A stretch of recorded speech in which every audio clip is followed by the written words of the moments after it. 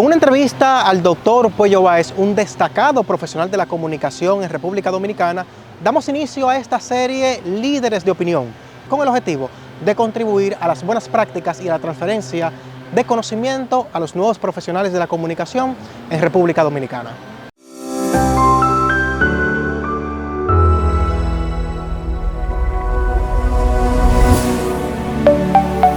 CAESCO Habla TV. En esta oportunidad, doctor Puello, quisimos invitarlo a este encuentro de CAESCO para hablar del periodismo de opinión. Usted que ha sido un líder de opinión por muchísimo tiempo en la comunicación en República Dominicana. Y dicho esto, me gustaría conocer cómo inicia el doctor Puello específicamente en la opinión. Bueno, eso es una historia bastante larga porque mi vida como que ha estado vinculada a la comunicación de manera como natural. No porque yo me lo haya proporcionado ni buscado, pero como que la comunicación siempre me estuvo frente a mí demandándome.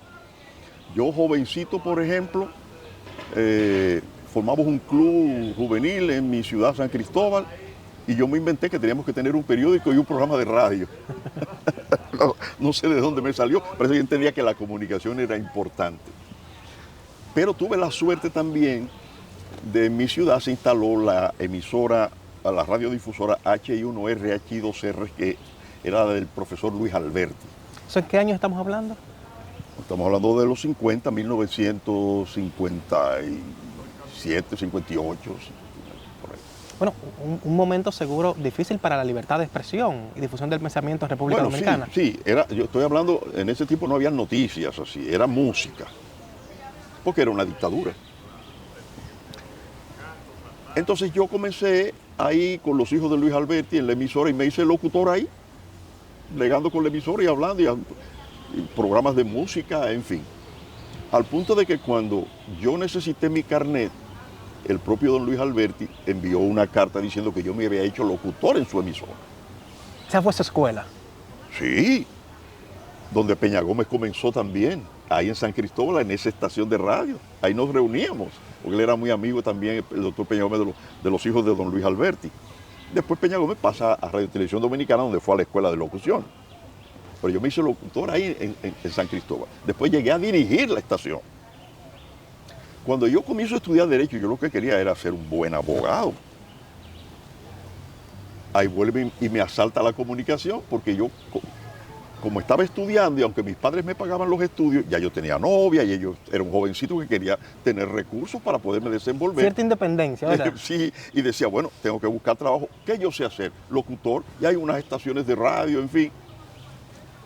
Le digo a un compañero de estudio que trabajaba en H&N Raintel como locutor, digo, cuando aparezca alguna posibilidad, está pendiente y avísame que quiero trabajar.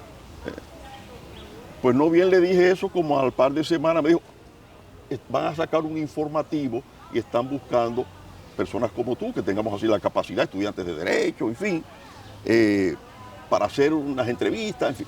Yo fui a una cita, él me preparó la cita. Bueno, y parece que cuando conversé con el director de la estación, caí bien, pero ya habían contratado a un venezolano que tenía, porque aquí no había experiencia en el reportaje radiofónico, que era lo que ellos querían en H&N, un nuevo informativo, Radio Noticias Cadena Nacional. Querían innovar. Y ese reportero radiofónico lo habían contratado en Venezuela. El joven me dijeron, me parece que tú puedes hacer el trabajo, pero estamos esperando la confirmación de un joven en Venezuela. El joven confirmó, pero ellos se quedaron con mi teléfono. Pero el joven vino y pasó como 1 o 2 meses no más, no le gustó, no sé si el ambiente, no me explicaron, el caso es que se marchó y me mandan a buscar. Yo comienzo en la calle a principios de septiembre del 1966. Recuerdo que mis primeros reportajes fueron averiguar si las medidas que había dispuesto el presidente Joaquín Balaguer, que ascendió a la presidencia en el 16 de agosto de 1966, yo hice un reportaje de ver si las medidas de austeridad que él había dispuesto se estaban cumpliendo, sobre todo si en los parqueos de las oficinas públicas estaban los fines de semana los vehículos ahí y no parrandeando. Una discusión actual todavía. Que todavía se usa. Pues esa fue una de las primeras medidas de Balaguer, un plan de austeridad que incluía no usen los vehículos del Estado los fines de semana, manténganlos en los parqueos. Me recuerdo que esa fue una de las primeras. Y también una de las primeras entrevistas, la salida del periódico El Nacional de ahora. Al poeta así. Freddy Gatón Arce, que era el que lo estaba preparando, el director, yo lo entrevisté sobre las perspectivas de ese vespertino. O sea, que se llamaba así, El Nacional de ahora. Exacto, fíjate de cuándo te estoy hablando. Bueno, y por ahí entonces, aunque yo continué estudiando Derecho, que era mi ilusión, llegué a tener hasta una oficina con un par de compañeros, abogados asociados, pero ya yo estaba desarrollándome en la comunicación paralelamente y avanzando en la comunicación paralelamente. Yo comencé como reportero, pero ya estaba dirigiendo el noticiario. ¿Qué tiempo? Desde que empezó hasta dirigir el noticiario. Como 3 años o 4 años. O sea, estamos hablando de una buena base. Sí. Y sobre todo para la época. Y luego ya yo estaba como director de radio y televisión, de las noticias, y director del noticiario de televisión. O sea, yo fui avanzando de manera acelerada en la comunicación profesional, radio y televisión. Entonces se me presentó la disyuntiva cuando me graduó de abogado. ¿Con qué me quedo? ¿Qué hago? Puse mi oficina de abogado porque yo quería ser... Yo cuando era estudiante postulaba en los tribunales, en los casos de oficio, y llegué a liberar a personas condenadas en apelación o acusadas hasta de crímenes. Y me llegaron a aplaudir el público que estaba en los estrados con mis conclusiones. Sí, porque ya venía entonces con la experiencia de los medios de comunicación, ¿verdad? Yo estaba, digo, qué problema. Pero entonces ocurrió, me casé, ya tuve un primer hijo, ya las responsabilidades se fueron sumando. Yo iba creciendo en la comunicación, no tanto en la parte de derecho, porque instalar una oficina de abogado y acreditarla, eso toma un tiempo. Los mismos compañeros, que eran los que iban generalmente a la oficina, yo pasaba por allá, me decía, quédate ahí, no abandones eso como tú dices, porque esto es duro. Eso me puso a pensar. Además, ya yo ganaba más dinero que el fiscal del Distrito Nacional, porque yo evalué la parte económica. Yo estoy ganando en la comunicación y ya en los cargos que yo había logrado, más dinero que lo que gana uno de los cargos más apetecidos de los abogados en la capital, que es ser el fiscal del Distrito Nacional. Claro. Es el referente, el top. El top. Yo decía, bueno, pero espérate. Y si todavía tengo la posibilidad de ascender, crear programas particulares, que eso hice, eso puede crecerme los ingresos, etcétera. Poco a poco, mediante un proceso un poco lento, yo me fui quedando en la comunicación. Pero hasta esa parte, doctor Puello, estamos hablando de un contexto de dictadura y podemos decir que guardando la distancia, ¿verdad?, postdictadura, porque igual el presidente Balaguer inició en un momento complejo también, ¿verdad? Sí, muy complejo, muy complejo. ¿Ya el doctor Puello hacía opinión en ese momento cuando no, pasó a ser director de medios? No. El tema de hacer opinión fue otro proceso. Cuando yo era director de prensa de radio y televisión en Raitel, quien hacía opinión pública, porque no existían tantas estaciones de radio y de televisión, era La Voz Dominicana, Radio Televisión Dominicana y el Canal 7. Después vino de Santiago el Canal 9. Lo que sí existían era el periódico El Caribe, el Listín Diario, el Nacional. ¿Ves? La prensa escrita tenía mucho más influencia. Pero la televisión todavía no se había desarrollado. Ni los informativos de televisión, los noticiarios no abundaban. Sí los de radio. Estaba Radio Comercial, Radio Mil Informando, Radio Noticias Cadena Nacional, Radio Cristal. O sea, tenía más influencia la prensa escrita y la prensa radiofónica. La televisión iba poco a poco. Solamente existía el noticiario del Canal 4, que era oficialista, no tenía tanta importancia para promover las cosas oficiales, y el noticiario nacional, que era de una empresa independiente que contrataba el espacio en el Canal 7, donde se difundía. que era del señor Eduardo Palmer, que fue el que inició con los noticiarios cinematográficos, que eran los que funcionaban antes en esa etapa, y también los comerciales, ese tipo de cosas. Entonces yo paso, por sugerencia del canal, en un momento, a dirigir el noticiario nacional, que era el único noticiario privado que existía. Un gran reto. Un reto. Ahora, ¿quién era el que hacía opinión? Salvador Pitaluga Nivar, que fue el primer comentarista formador de opinión, que lo hizo muy bien, llenó una etapa. Le llegó a decir una vez Eduardo Palmer o el ingeniero Bonilla, no recuerdo quién fue que le dijo, tú eres la voz de la conciencia nacional, porque era el que hacía opinión pública. Y yo veía cómo él preparaba los comentarios, cómo comentaba, y qué él me decía y qué hablábamos nosotros sobre el hacer opinión. Quiere decir que yo me formé, digamos, en la escuela de Pitaluga, porque yo era el director y tenía que estar en contacto permanente con él, y en el diseño del informativo cada día conversábamos, veía, o sea, yo estaba involucrado en eso. Y yo pasé a tenerle un respeto a ser comentarista. Esto no puede hacerlo todo el mundo.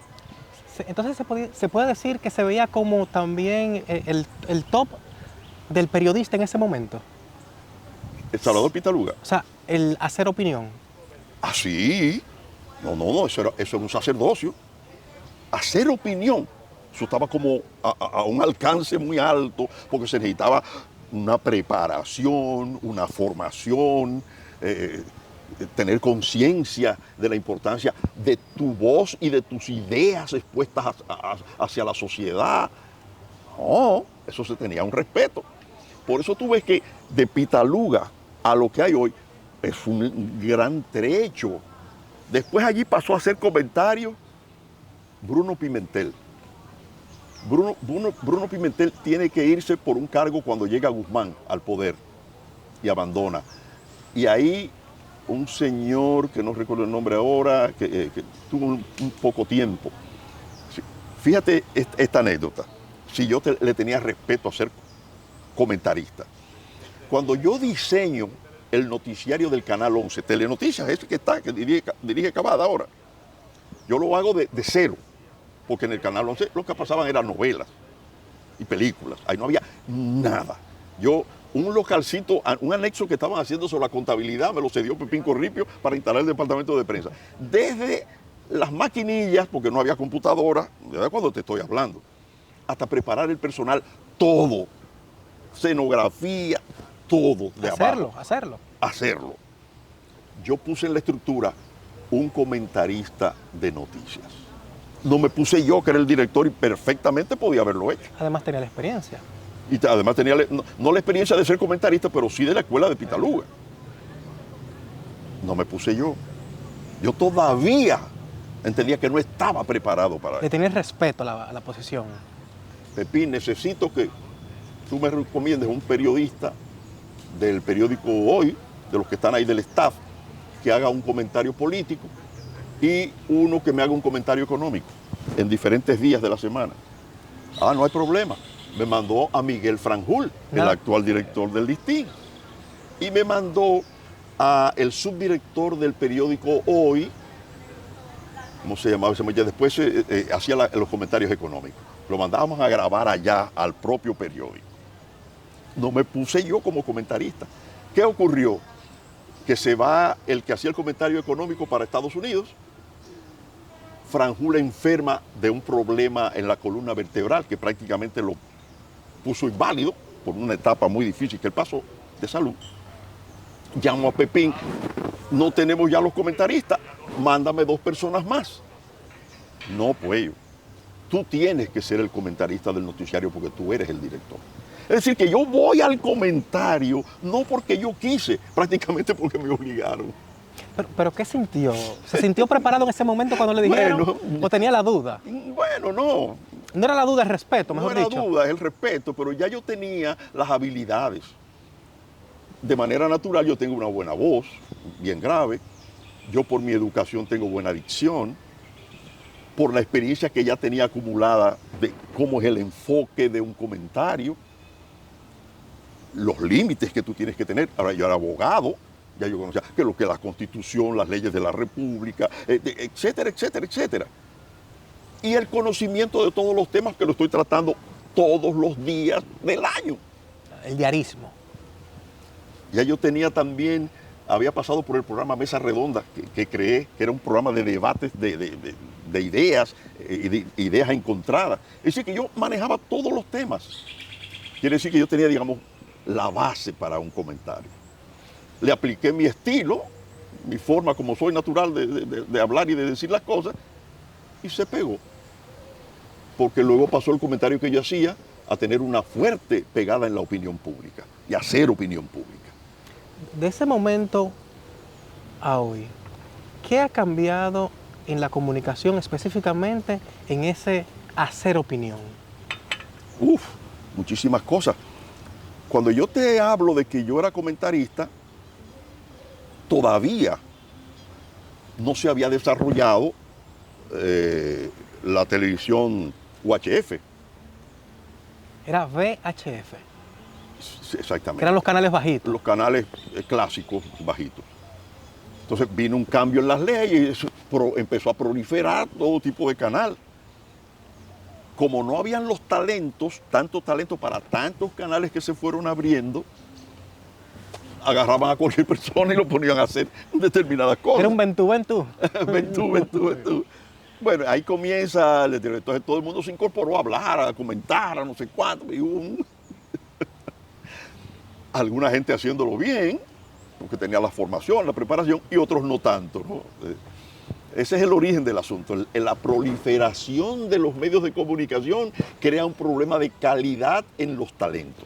O sea, como le dicen ahora, la democratización de los medios. Bueno, ¿verdad? Esa es una forma de decir. Una forma elegante. Es una forma elegante de decirlo, pero fue la proliferación. Tú sabes que lamentablemente en el caso de la República Dominicana y en muchos países de América Latina, el desarrollo de la comunicación no tuvo, por el tema mismo de la democracia, ¿no?, que se malinterpreta muchas veces. Estamos en libertad. Entonces, como que no limitamos la entrega de frecuencias del Estado a usuarios. Y se politizó. Que tú me apoyaste, tú quieres una emisora de tema, toma una frecuencia. Aprobado. Toma una frecuencia, y hubo un relajamiento. Gente que incluso usó la frecuencia y la vendió. O la tiene guardada. O la tiene guardada. Un desorden que después se intentó arreglar, se ha limitado, en fin. Que antes sí había. Porque yo me recuerdo en la historia de Raintel que cuando se quería establecer Raintel,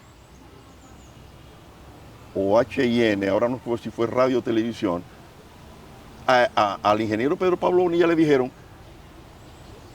que no se podía porque estaban ya cubiertas las frecuencias que se otorgaba el Estado. Estamos hablando de la dictadura de Trujillo. O sea, no a todo el mundo le entregaban una frecuencia de radio. Ahí sí había un control, ¿verdad? Había un control, ¿y un filtro? Aunque político, también un filtro político. Pero después que entramos, como tú dices, en el sistema democrático, todo eso se relajó. Digamos que ese es el origen. Fíjate tú que en Europa, Francia y algunos países, está limitado el uso de... No hay tantos canales de televisión. Hay uno que otro oficial y alguno privado. No hay la proliferación de aquí, el relajamiento de aquí. Qué bueno que usted menciona esa parte que algunos le han llamado la democratización, ¿verdad? Sí, esa apertura de los medios. Apertura. Porque, y nos dice, no lo había visto así realmente, se lo confieso, de que ahí empezó este boom del hacer opinión. Sí, claro, porque antes de eso yo era comentarista. ¿Por qué era? Yo era el comentarista del Canal 11. No tenían comentarista todavía el Canal 9, que ya se había trasladado para acá, para la capital. No tenía comentarista el canal oficial. ¿Qué más había? Y el Canal 7 tampoco lo tenía, creo, en ese momento. No, o sea, es muy poco el comentarista de noticias. Entonces, podemos situarnos en ese mismo fenómeno, pero en la actualidad con toda esta apertura digital. Entonces, ¿qué pasó? Con la apertura y el desarrollo de medios de todos lados, bueno, comenzaron entonces a pasarse noticias, hacer noticiarios, informativos, programas de diversos tipos, y la gente a comentar. Ese fue el tema. Quiere decir que la figura inicial clásica de un comentarista, un informativo, de mucho respeto, y que no existía tanto, pasó a popularizarse. Todo el mundo que tenía un micrófono era comentarista, comunicador, como le llaman, en fin. Bueno, y la situación de hoy es que... Pero el origen es ese. La situación de hoy podemos decir que es también una apertura de más medios, ya no en UHF, VHF, sino en la internet. Sí, pero no cuidamos la calidad. Eso fue lamentable. Porque como se necesitaban talentos, personas que hicieran trabajos en las estaciones de radio y de televisión, y fue como de golpe todo este crecimiento, se coló todo el mundo. Y lamentablemente hoy todavía persiste de que cualquiera coge un micrófono y no lo depuran. Dice, pero ¿cuál es tu capacidad? ¿Cuál es tu... Déjame ver tu dicción. Por lo menos. ¿Verdad? ¿Quién tú eres? O sea, que te voy a dar un micrófono y eso es muy importante. Tú te vas a dirigir a la sociedad. Hoy, perdóname, sí. Tú ves que ya es normal que alguien tenga un programa y diga mala palabra, insulte, o hay programas que lo que hay, farandulesco, que lo que hay es un chisme permanente y mujeres criticándose y un chisme que con los maridos y la que eso no es la televisión. No fue para eso que se hicieron los medios de comunicación. Ni la idea de hacer la radio y la televisión era para eso. Es para impactar en la sociedad positivamente, pero lamentablemente no ha sido así en gran medida. Sobre ese punto, doctor Puello, ¿cuál debe ser la intención, primero, de un medio de comunicación cuando tiene en su parrilla, si se le puede llamar así todavía, programas de opinión? Y también, ¿cuál debe ser la intención del que hace opinión? O sea, ¿qué debe ser su intención de cara a la sociedad? ¿Qué busca? ¿Qué logra? Bueno, eso tampoco ha existido, o ha existido mínimamente. Y es que el dueño de un canal o una empresa de un canal se supone que tiene que tener una filosofía en su trabajo, en su proyección ante la sociedad como medio de comunicación.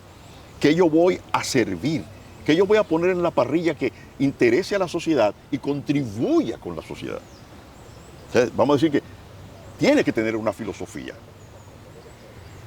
y políticas de trabajo. Y en eso debe haber entonces esa interrelación con los productores, con todo el que va a hacer uso de lo... Para que esa ética, esa política, esa filosofía de la estación la lleven a la práctica. Entonces eso establecería normas, pero eso no existe. Si nos tocaría entonces evaluar qué ha provocado esa apertura de los medios de comunicación desde aquel momento que usted citó, que se dieron apertura a más frecuencias, ya los canales que conocemos, por ejemplo, del 15 en adelante. Se relajó, es mi palabra.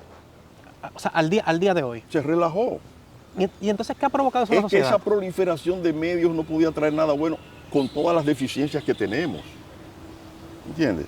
Además, en los países más avanzados, eso tiene ciertas restricciones, porque es que un medio de comunicación puede tener una terrible influencia en la sociedad. ¿Forma o deforma?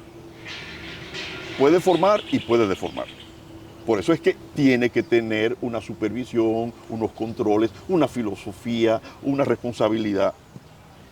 Hay un punto Perdóname, por ejemplo, hay estaciones de radio y televisión donde se viola la ley constantemente, se hacen acusaciones falsas, se critica a gente, se difama, se hablan mentiras, se dicen malas palabras, se insulta.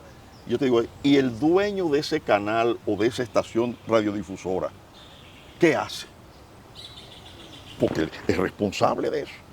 El que está actuando y el dueño de la estación no hacen nada.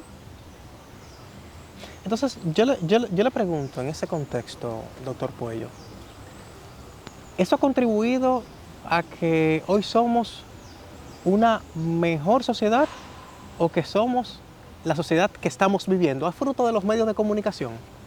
Bueno, los medios de comunicación han tenido su importante cuota, en lo positivo y en lo negativo. Porque no solamente podemos ver la parte negativa, los medios de comunicación han aportado al crecimiento del sistema democrático, de las libertades públicas, de que la sociedad dominicana avance en muchísimos aspectos, pero también el mal uso de los medios, la desorientación, el lenguaje soez, el uso de un medio para difamar, eso ha ido degradando los medios de comunicación y no aportándole a la sociedad lo que se supone que debe aportarle un medio de comunicación en los avances de una sociedad. Más educación, más orientación. Son escasos los programas educativos en la televisión. Incluso no reciben publicidad de las publicitarias o de las empresas, porque muchos lo que quieren es los programas de nimiedades. Porque son los que tienen mayor difusión, ¿verdad? Mayor vista. En el público. Sí. Prefieren financiar el teteo televisivo. Muy buen punto. El teteo televisivo. Sí. Sí. Usted sabe que en ese mismo orden hay algo que le dicen la economía de los likes, que es aquellos comentarios que se hacen apostando a la viralización del mismo por un asunto de monetizar. Eso es parte de... ¿Siempre ha habido eso? No. Antes con los medios tradicionales, ahora con los modernos. No. Eso es parte de la degradación y degeneración que ha habido en los medios de comunicación. Antes no sé, es más, ni publicidad se aceptaba en los comentarios, para que no se vaya a pensar que ese comentario puede tener un sesgo. Es más, te voy a hacer una anécdota que pasó con Pitaluga. Yo creo que eso se ha dicho. Hoy me la contó Pitaluga o me la contó, bueno, no recuerdo. Pero estoy escribiendo un libro sobre la televisión, el periodismo de televisión. Uno de los comerciales más importantes que estaba recibiendo Reintel era de Marlboro, León Jiménez. El que más financiaba, el que más colocaba. Era un buen producto en la publicidad de Reintel. Pitaluga, que fumaba, dejó el cigarrillo, porque entendía que realmente eso le podía dar un cáncer, lo podía matar.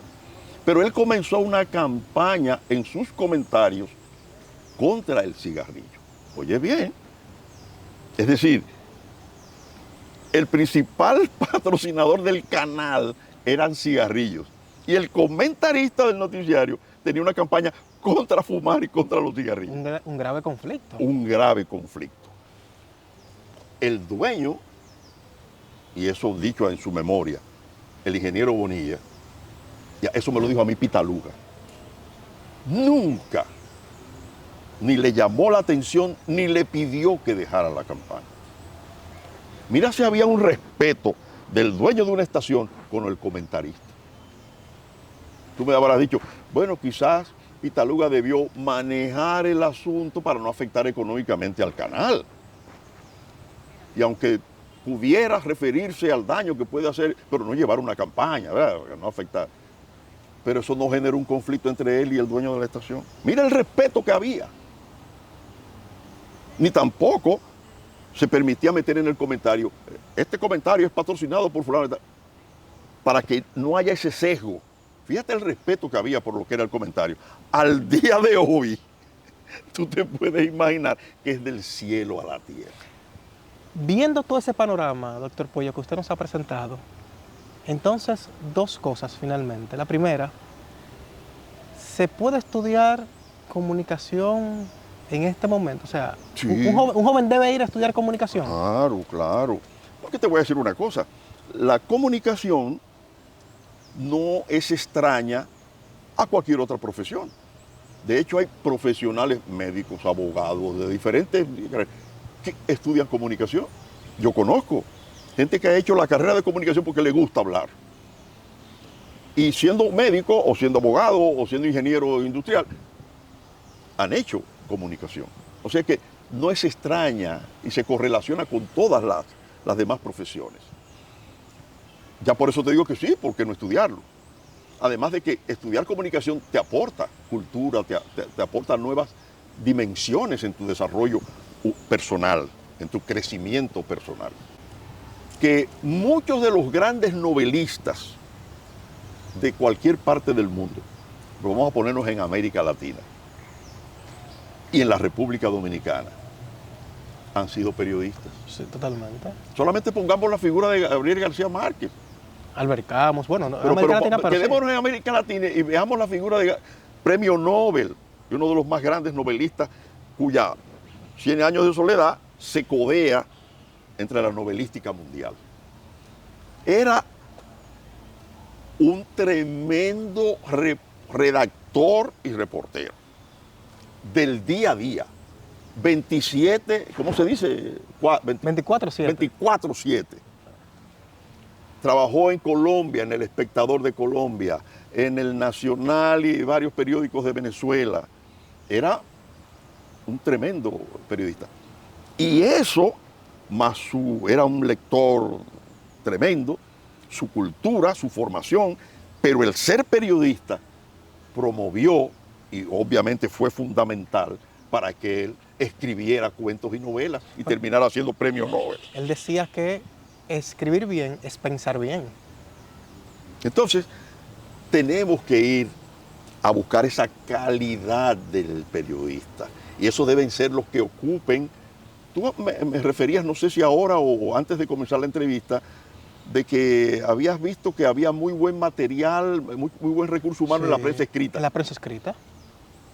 Jóvenes sobre todo, jóvenes. Entonces eso te indica a ti lo que yo estoy diciendo. O sea, fíjate que ya ahí se está gestando eso. Los medios de comunicación escritos están prefiriendo jóvenes talentos. Y muchos ganan premios.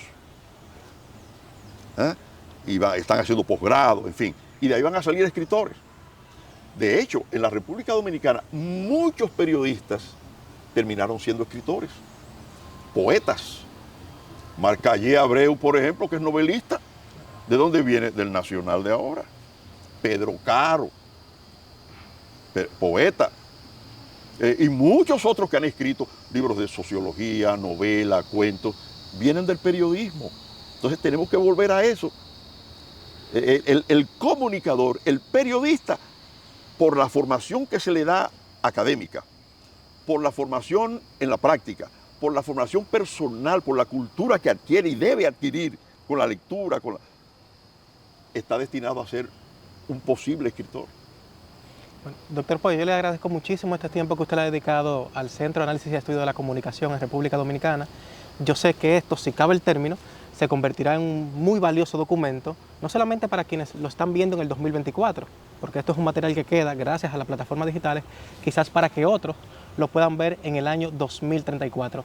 Qué bueno, y me alegra porque esto es parte de lo que uno quisiera dejar, provocar que la sociedad se desarrolle, mejore, y en el tema de la comunicación y de los medios de comunicación, que se depure, que se perfeccione, que mejore, y que tanto los medios como los que sirven a los medios tengan una más alta calidad. Así. Bueno, muchísimas gracias. Siempre a la orden.